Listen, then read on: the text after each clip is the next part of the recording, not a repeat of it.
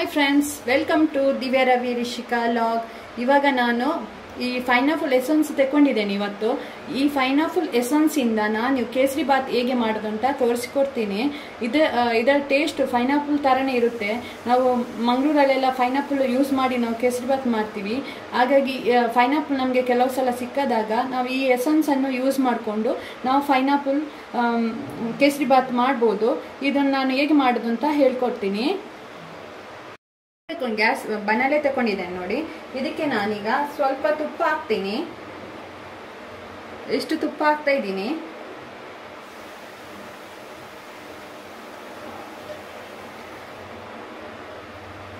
ನಾನು ಇದರಲ್ಲಿ 2 ಕಪ್ ಅಷ್ಟು ನಾನು ರವೆ ತಗೊಂಡಿದ್ದೇನೆ. ಇವಾಗ ನಾನು ಈ ತುಪ್ಪಕ್ಕೆ ರವೆನ ಹಾಕ್ತಾ ಇದ್ದೀನಿ. ಈಗ ಇನ್ನೊಂದು ಕಪ್ ಹಾಕ್ತೀನಿ. ಇವಾಗ ನಾವು ಇದನ್ನ ರವನ ಚೆನ್ನಾಗಿ ಉರಿಬೇಕು. ಎಷ್ಟು ಚೆನ್ನಾಗಿ ಉರಿತೀವಿ ಅಷ್ಟು ಚೆನ್ನಾಗಿ ಕೇಸರಿ ಬಾತ್ ಬರುತ್ತೆ. ಇಲ್ಲದಿದ್ರೆ ಒಂಥರ ಅಂಟು ಬರುತ್ತೆ. ಇದು ಎಷ್ಟೊತ್ತಿಟ್ಟು ಒಂಥರ ಗಟ್ಟಿ ಆಗಲ್ಲ. ಹಾಗಾಗಿ ಚೆನ್ನಾಗಿ ಉರಿಬೇಕು. ಗ್ಯಾಸ್ನ ಲೋ ಫ್ಲೇಮಲ್ಲಿ ಇಟ್ಟು ನಾವು ಉರಿಬೇಕು. ಇಲ್ಲದಿದ್ರೆ ಕಪ್ಪಾಗುತ್ತೆ ರವೆ. ಹಾಗಾಗಿ ಈಗ ಇದನ್ನು ನಾನು ಚೆನ್ನಾಗಿ ಉರಿತೀನಿ.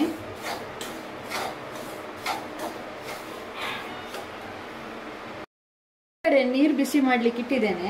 ಇದಕ್ಕೆ ನಾನೀಗ ಲೆಮನ್ ಯೆಲ್ಲೋ ಕಲರದ್ದು ನಾನು ಪೌಡರ್ನ ಹಾಕ್ತಾ ಇದ್ದೀನಿ.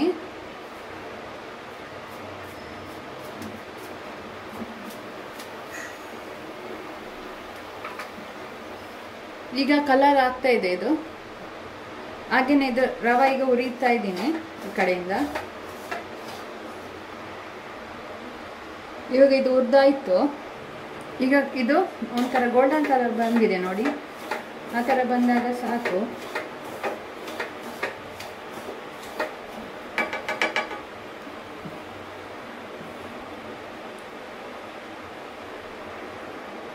ಗೋಲ್ಡನ್ ಕಲರ್ ಬಂದಿದೆ. ಇದಕ್ಕೆ ನಾನೀಗ ನೀರು ಹಾಕ್ತಾ ಇದ್ದೀನಿ. ಇದು ಬಿಸಿ ನೀರು.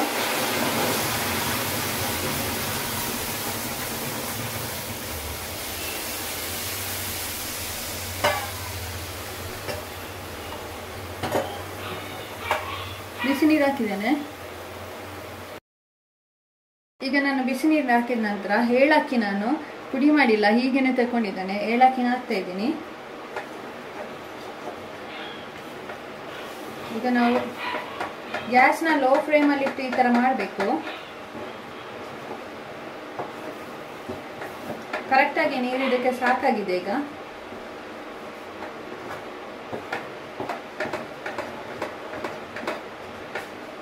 ನಾವು ಒಂದು ಮೆಜರ್ಮೆಂಟಲ್ಲಿ ಇದು ನೀರು ಹಾಕಿದ್ದೇನೆ. ಈ ಥರ ಗಟ್ಟಿ ಆಗುವಾಗ ನಾವು ಆಮೇಲೆ ಶುಗರ್ ಹಾಕಬೇಕು. ಆಗ ಹಾಕೋದ್ರಿಂದ ನಮಗೆ ಇದು ಕೇಸರಿ ಬಾತು ಒಂಥರ ನೀರಾಗಿರುತ್ತೆ. ತುಂಬ ಹೊತ್ತಾದ್ರೂ ಗಟ್ಟಿ ಆಗಲ್ಲ. ಗಟ್ಟಿ ಆದರೆ ಅಷ್ಟೊಂದು ಚೆನ್ನಾಗಿರಲ್ಲ ತಿನ್ನೋಕ್ಕೆ. ಇವಾಗ ನಾನು ಶುಗರ್ ಹಾಕ್ತೀನಿ ಇದಕ್ಕೆ.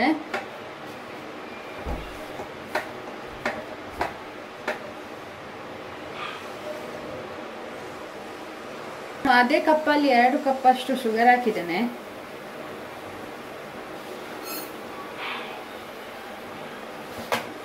ಅಂದ್ರೆ ಒಂಚೂರು ಕಮ್ಮಿ ಹಾಕಿದೆ.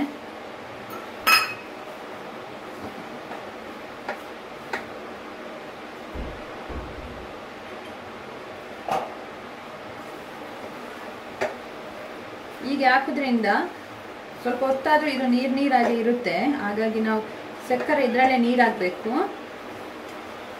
ಹಾಗಾಗಿ ಈಗ ಇದು ಸಕ್ಕರೆ ನೀರಾಗುತ್ತೆ ನೋಡಿ ಬಿಸಿಗೆ.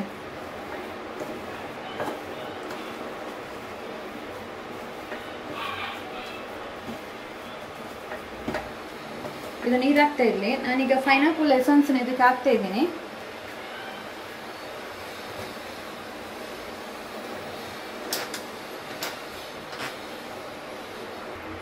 ನಾನು ಅದರ ಕ್ಯಾಪಲ್ಲಿ 1 ಕ್ಯಾಪ್ ಅಷ್ಟು ಮಾತ್ರ ಪೈನಾಪಲ್ ಎಸೆನ್ಸ್ನ ಯೂಸ್ ಮಾಡ್ತೀನಿ.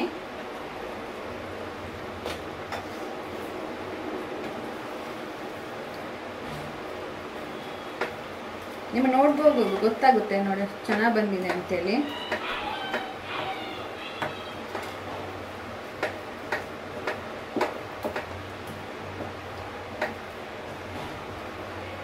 ಈಗ ಇದು ಗಟ್ಟಿ ಆಗಬೇಕು ಸ್ವಲ್ಪ. ಅದಕ್ಕೆ ನಾನು ಇದರ ಮೇಲೆ ಸ್ವಲ್ಪ ತುಪ್ಪ ಹಾಕ್ತೀನಿ.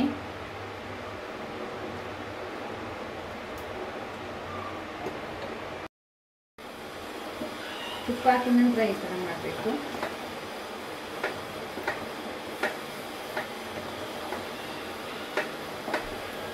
ಈ ಥರ ಕೈಯಲ್ಲಿ ಮಾಡ್ತಾ ಇರಬೇಕು, ಇಲ್ಲ ತಲೆ ಹಿಡಿತದೆ ಅದು.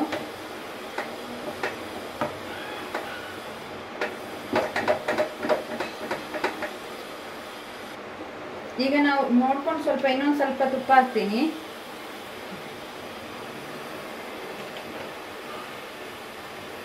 ತುಪ್ಪ ಹಾಕಿದ ತಕ್ಷಣವೇ ಹಿಂಗೆ ಮಾಡ್ತಾ ಇರಬೇಕು. ಅದು ತುಂಬ ಗಟ್ಟಿ ಏನಾಗಿಲ್ಲ ಇದು.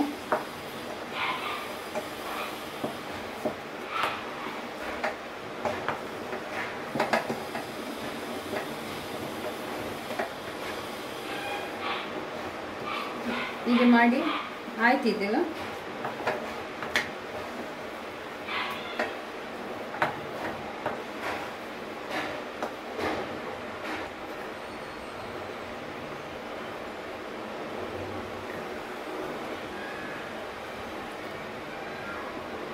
ಈಗ ಆಗಿದೆ ಅದು.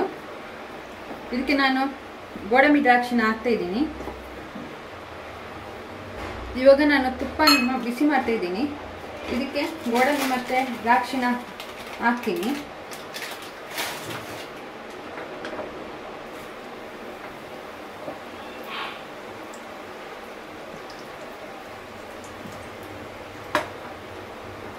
ಇವಾಗ ನಾನು ಇಟ್ಕೊಂಡಿದ್ನಲ್ಲ, ಇದಕ್ಕೆ ನಾನೀಗ ಹಾಕ್ತೀನಿ ಕೇಸರಿ ಬಾತಿಗೆ.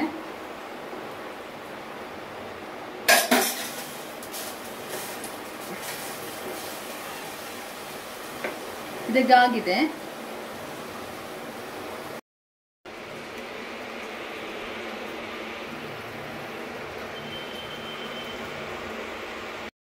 ರೆಸಿಪಿ ನಿಮ್ಗೆ ಇಷ್ಟ ಆಗಿದೆ ಒಂದು ಲೈಕ್ ಕೊಡಿ ಮತ್ತೆ ಸಬ್ಸ್ಕ್ರೈಬ್ ಮಾಡಿ.